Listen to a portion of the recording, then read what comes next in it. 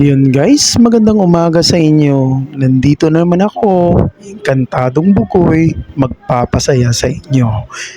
Ngayon guys, maglalaban na naman ako ulit ng gagamba.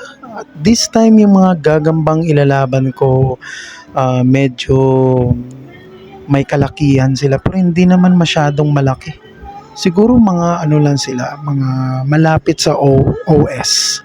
Kasi hindi naman kasi maganda malalaki yung mga gagambang nakukuha ko dito sa amin eh. Kasi hindi naman ako bumibili ng gagamba.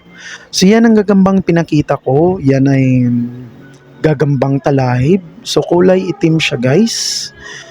So medyo matagal ng gagambang yan. Medyo matanda na. Pero okay siya. Hindi pa siya nakalaban eh. Inalagaan ko lang talaga.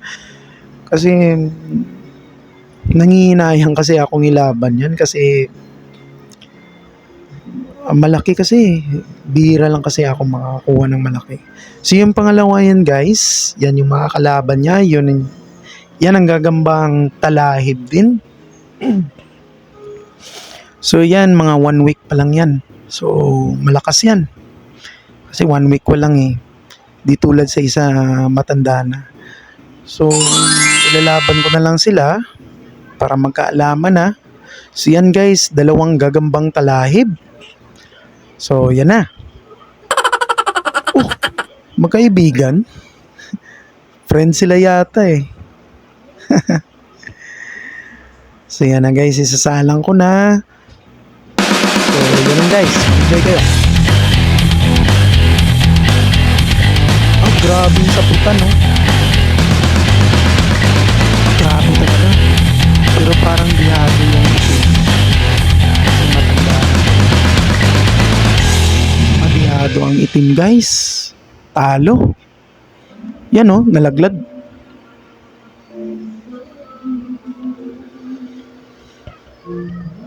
So yan, subukan natin uli kung maglalaban pa.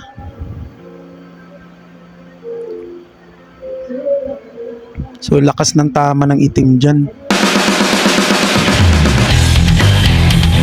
Pero lalaban pa yan, tingnan mo.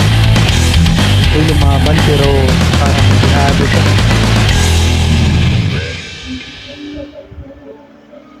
Pareho naman silang nakakondisyon kaya lang yung isa, yung kulay dilaw, ano siya eh, bago kasing gagamba yan.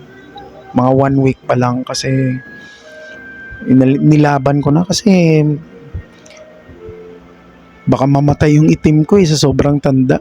Hindi nakalaban. Pero maganda naman, nagbigay naman sila ng magandang laban eh. Sana nag-enjoy kayo. Yan, binalutan na yung kulay itim. Talo.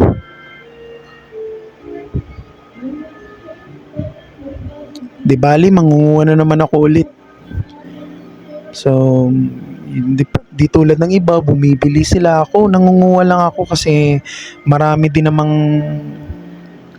mga talahib dito sa amin eh.